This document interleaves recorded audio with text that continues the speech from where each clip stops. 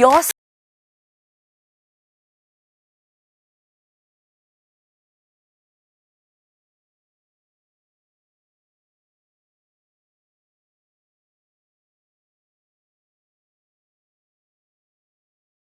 Azad. How does that work? It's tricky in that he's a very busy father. Yeah. Honestly, even when we were married, I was doing a lot of the actual primary parenting. What do you have to say about this whole Me Too thing? If we look for help, we find it. If we look for solidarity and support, we find it. The story itself was a really lovely, realistic story of two girls getting lost. The swap itself is both like full Hindi cinema and Shakespeare.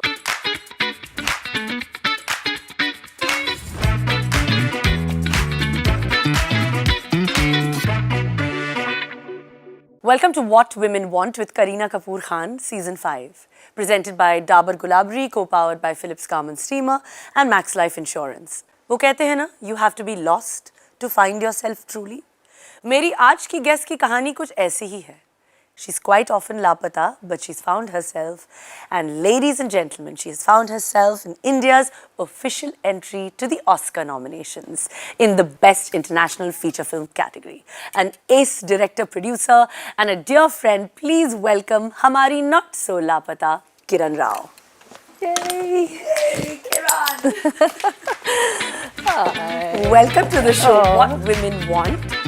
No better guest than you to have you on this couch and chat about what women want. Thank you. So nice to be here. I know, so exciting. But first I have to know what was the reaction. Now, I mean, everyone's when I got to know, you, it was complete disbelief, honestly. In the beginning, I was like, not possible. What nonsense. I was genuinely, obviously, in my heart of hearts, really hoping.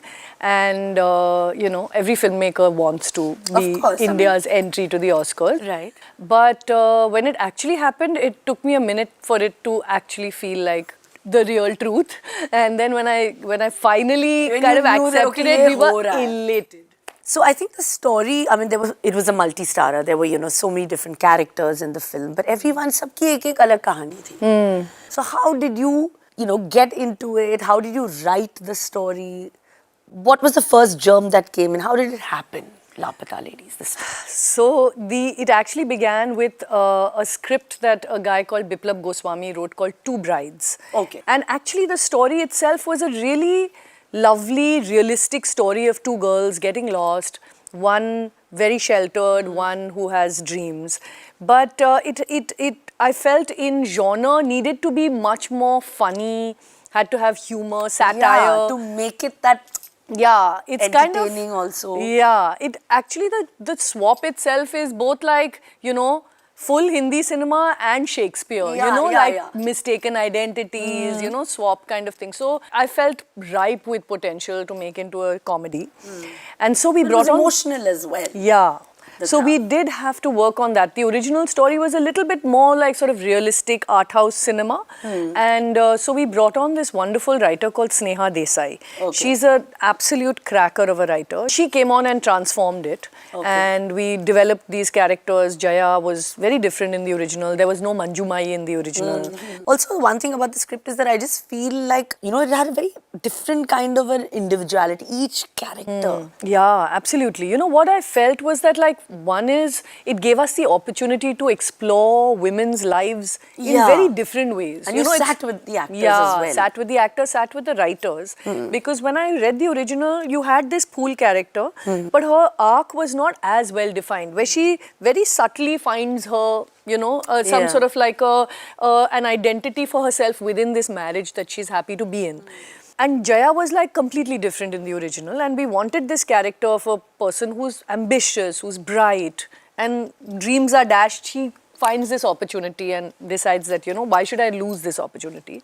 So those characters, though, of course, we had to develop, but there's so many others. And so one of the main characters that I was keen to bring in was a character like Manjumai, who, you know, you feel like you want one woman in this film who can prove that women can do things on their own, can live by their own rules, can look after themselves, be economically independent, you know.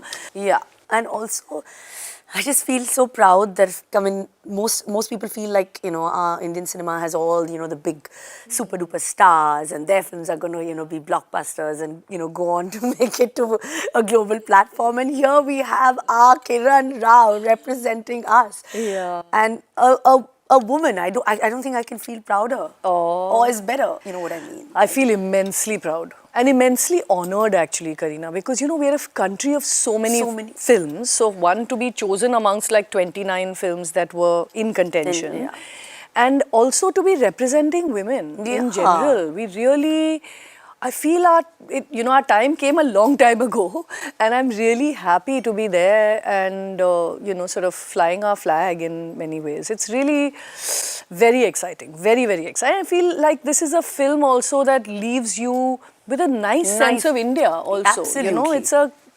It's not showing him that essay, you're looking at it. We have our problems. Who doesn't, but we're ready to face them. We're ready to look beyond them, look at solutions. And I feel like there's a sense of solidarity that this film has engendered with anyone who's watched it. Like anyone who's watched it comes up to me with such a sense of like optimism, warmth, empathy. Like I really feel like our films give you that feeling in the end. Yeah, that's what I'm hoping will translate, because I do think that for all the issues that we deal with, there is the flip side. If we look for help, we find it. If we look for solidarity and support, we find it. Especially women, because we are constantly boxed within certain restrictions, like expectations, guilt of various kinds.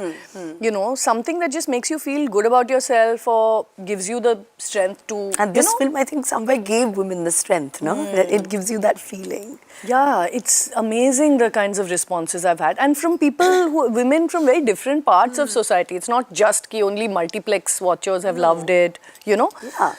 Which is so nice. Yeah. I'm so happy. Kiran, आपके चेहरे में of course Oscar की entry का glow है. So now our next segment is called Dabar Gulabri Glow and Low segment. So basically you have two placards, glow and low. I'm going to give you situations and you just have to say whether it was a glow moment or a low moment. Okay. First one is when you get the perfect cast for a film. Of course. But of course. Even though it takes mehnat of 4 months. Mehnat, but it's actually the most fun part also. So definite glow. When celebrities get trolled for their personal life choices like surrogacy or adoption or divorce. Passing. Yeah. One shouldn't. Why? Like, I mean, one is celebrities have their private lives and should be entitled to their privacy. But apart from that, it's great actually to be able to discuss these things because you're a celebrity, and then to get trolled for things like that is low. Great. When a stranger compliments your work with a note. Which I'm sure you've got now many for Lapataa. I have. It's always nice. It's so lovely. I keep getting a lot of these beautiful notes on airlines. They give me like a cute little note and one cookie packet, and it's damn cute. Love it. So sweet. Very so I think nice. it just makes you feel like happy that your work is being appreciated. Special. Everyone loves it. They're watching it. I think that's what don't we all work for that.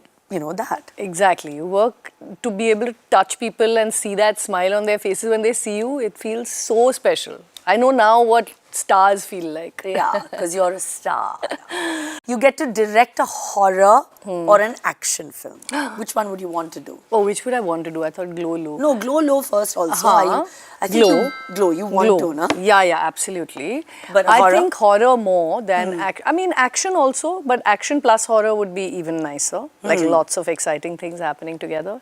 It's just a genre that actually I don't know so well, so it interests me even more. I'm like horror genre. Yeah, I'm very interested in it. Yeah. And I feel like it can be so metaphorical, like nice, like sort of allusions to things through these, mysterious things happening. Maybe now you can write a horror film. Maybe I already am. Your success is attributed to Aamir Khan. Oh. Definite low. Definite low. Yeah. Why? Why should they do that? It's my script, my man. You work so hard, right? Yeah.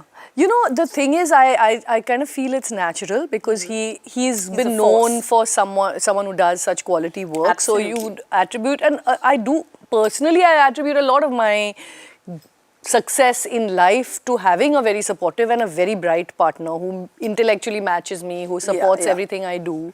So definitely, personally, I can say that he has a lot of hand in my life, which is great.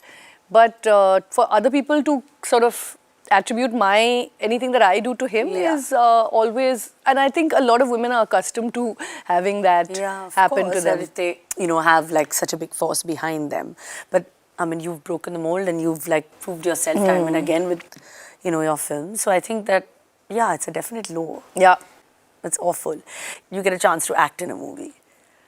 Would you act? Oh my God. Okay, so next we're going to see Kiran in like, I don't know, acting. I used to act a lot in school. Really? And school and college, I was like always acting. In fact, theatre groups in, like going to the Xavier's theatre, Malhar mein, the theatre competition, I would represent my college, things like that. So I used to enjoy it, but back when I was in college, it was something I did for fun. The fact is that I like to act, but I don't know whether acting in a role would be as exciting for me because as a director, I get to act all the parts. When I'm directing, you I act act all, for all of them. Like I'll tell them exactly how I want it. So it's so much fun. I get to be Manju Mai, I get to be Chotu, I get to be, So I think we're so used to seeing you behind the scenes that I've never really thought about like, okay, fine. Yeah, you'll ask my actors. It's great for me because I'm able to tell them what I'm going for. Obviously, they'll do it in their own way. But you perform. But I perform for them. I perform, and I actually, though not film, but I think I'd love to do a play. Like wow, theatre, that's even tougher, yeah. No, it's much more fun. I mean, it's immediate. It's like that energy, that 2.5, 3 hours of a play. It's like being on some kind of high. I would do it someday. Wow, I didn't know this about you. So great, you did really well in this. Okay, thank you. Round. Full marks? Yes, full marks. Yeah. That's fine. But obviously, I need to ask you this, that, you and Aamir obviously are co-parenting Azad. And I think that is, it has its own, difficulties in its way. So how does that work? It's tricky in that he's a very, very busy father. Yeah. And honestly, even when we were married, I was doing a lot of the actual primary parenting. And, once we got separated and then divorced, I think Aamir also sort of realized how much of that he would have to factor into his life, because when you were living together in one house, somehow. But in order to kind of make time for Azad, it came as a much more conscious decision more recently. So I think now it's become much smoother and Aamir is much more involved in that sense and conscious. And we have that sort of, luckily right now we are upstairs and downstairs, but wherever we live, we won't be far away. And Azad is actually now, because he's older, enjoying his time with his dad a lot more. Yeah. So it's, I think, reached a place where it's really nice, and I can feel like I can relax and leave Azad with Aamir and only like Aamir knows nothing about school. Yeah. This is one of those. Yeah, he'll be like, jate? I think it's a majority of a dad's problem. Yeah, they're just clueless about like school ka mat bolna. I'll do whatever else. I'll take them on holidays. I'll do other things. Yeah. Amazing. But I think Aamir has been one person who's always, like you just mentioned, supported you professionally and personally. So I need to ask you, what is the one thing about Aamir that you love, hate and just about tolerate? Oh. What I love about Aamir is, in some ways, once he likes something, he is entirely behind it. He's like 100% guy. If he doesn't like it, he's really honest. But if he likes something, he will really do his best for it, which I'm talking professionally because you asked me, this question is in a professional context. I feel like that support that he gives you as a producer, I don't think anybody can give you. He's like literally one of the best people you can ever work with as a creative person. So love is that. Hate is his lack of, like, he takes his time. And with everything, he needs things to arrive at a place when he can take his decision in the right way. And that can be really frustrating because he has 20 things obviously that he's doing. Yeah, that he's doing. And you will factor in the top 3 or 4, but time, like Time, you're yeah. waiting on his time is the thing I really Yeah, you're do like, not what are you doing? What are you thinking? Yeah. So he takes his time in things. Yeah. Even personally also, I think that it takes Yeah, him time to it kind takes of... him. Yeah. Barely tolerate, I would like to say, what do I barely tolerate? Yeah. No, I'm sure that there's a list. You can say like 1, 2, 3. He can go off and lecture, like he'll give certain lamba lectures about things sometimes, and you're those like, I don't like much. Aamir. Yeah. Like, why are you saying this to me? Yeah, I mean, it's not quite mansplaining, but coming close. So that. Yeah. So the entire experience of being a single parent, like, how does it work? What do you feel? One good thing, one bad thing about it, maybe. You know, I have had, touchwood, really only good days. Okay. In the sense that Azad, I feel, is a really good kid. And because it's been just him and me in some ways, like because I'm a single mum for so long, we know each other quite well. The great thing about being a single mum is this connection that you can build with your kid. And really, we are each other's, you know, in some way support system. He really, when I'm low, there's nothing more I want than to just hang out with him. And I can tell him also, listen, I'm really feeling down. So he will, you know, And he'll go he's out of very his way and- empathetic. He's a really good kid, touchwood like that. He's really a supportive kid. He's great and he's got a really wicked sense of humor. He makes me laugh like crazy. So there are no bad days, as in like you don't find it difficult or... I mean, I think the of course, bad and you're days are working not, also. yeah, the single mom thing is the bad days are usually when you really want a break for yourself and your co-parent cannot, for instance, because of his own Yeah, of schedule, course, absolutely. do something. So luckily I have my parents who will step in and are really supportive and they come and help. But those are the days when you know, miss the fact that I can't just, at no point can you actually Switch off completely or switch like, yeah, off. no. I've realized mums just can never completely switch off until and they tend not to all the kids' life, which is not a good thing. You're a director, you have to constantly be in that. Yeah, and then you really, of course, we all, as you know, being a mum yourself, we have kids who also adapt to it and then begin to support you in that. Of course, you know, they're if very you, resilient. And honestly, it's great for them to have mums who, you know, demand the time for themselves so they realize that, okay, they're not just here to look after me, but they're their own person, they have their own lives. And I it's think nice that's to better have that that. they understand that. The earlier, the better. For Exactly. everyone around. Exactly. It's more healthy.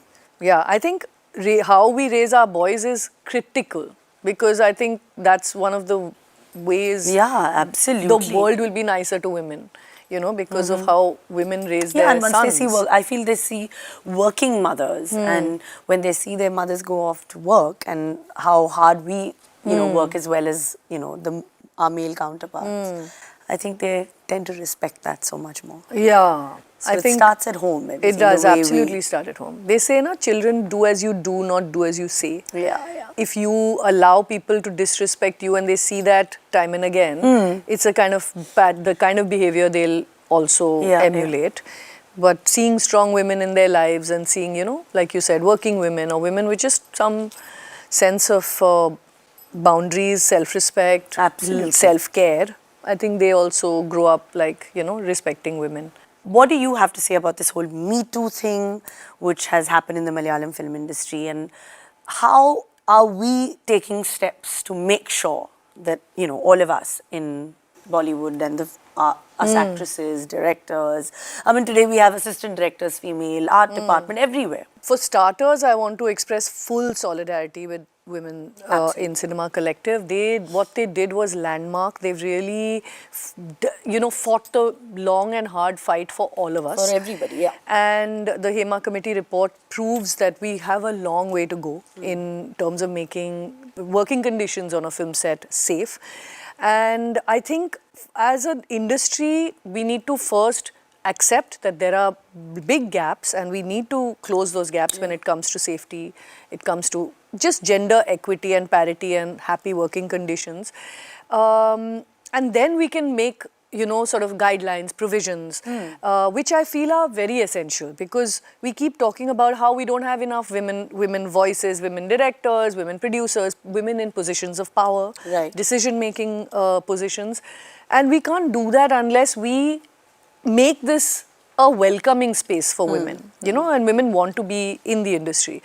It's about time that we all, kind Have of talked certain about guidelines it. also, have every certain production, guidelines, I mean, and producer. I think also beyond guidelines, I think as producers, as people who have in some way, some amount of control over our filmmaking processes, we must take steps ourselves to make sure we have more women. Firstly, just include more women in your crew at every level. Make it a 50% crew. Yeah. This is something that I have decided to do going forward, is that Amazing. in actual hard numbers, we should follow through. Yeah, see it through. Why is it, there's a sprinkling of women on your set. But if you actually go down the, your long credits, they're 10%, less than 10% of your crew often. So why not raise that to 50% consciously? And secondly, create your ICCs, your internal complaints committees. Yes. Make sure you have those committees. They're well known to Every your big production crew. house should, I think. Everyone, it's mandated and it should be done. And make it like walk the talk as a producer, as a studio head, whatever it is, to say that look, we will ensure that at least on our part we do the right thing.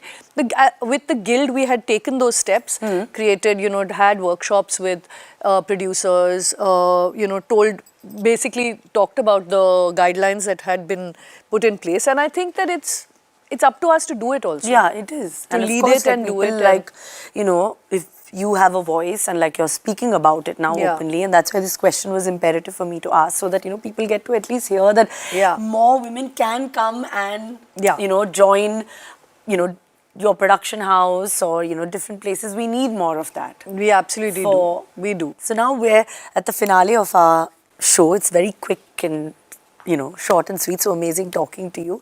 So it's a segment which is AMA, where you get to ask me anything before you go. Ah, okay. Just one question. Just one question. Tough. Kiran's like, What do I ask you? If you had the option, I mean, of just doing anything in the world that you could do without not acting. Not acting. Yeah. What would that be? Like, you just, suppose you didn't, if you wanted to give up acting and just do anything else in life. I don't know. I think I would definitely be like a travel blogger. Oh, yeah? Somebody, like who would just be like writing all day about like travel, different cities, because I love traveling. I love going to different places. I would be writing about like, different cities, about their food, about their wine, just enjoying that part of life. Acha? Yeah. I think that would be nice. That would be fab. Because I like traveling. You like traveling. But you'd have to be a vlogger also. Yeah. Which is kind of like acting, by the way. Is it? No. We're just blogging without that face. Okay. Just do that. But thank you so much, Kiran, for coming. And Oscar speech ke liye ready ho jao. What else can I say? I wish you the best. Thank you. Thank you so much. Thank you. Yay. Yay, we wanted to reach you. Thank you so much. Thank you.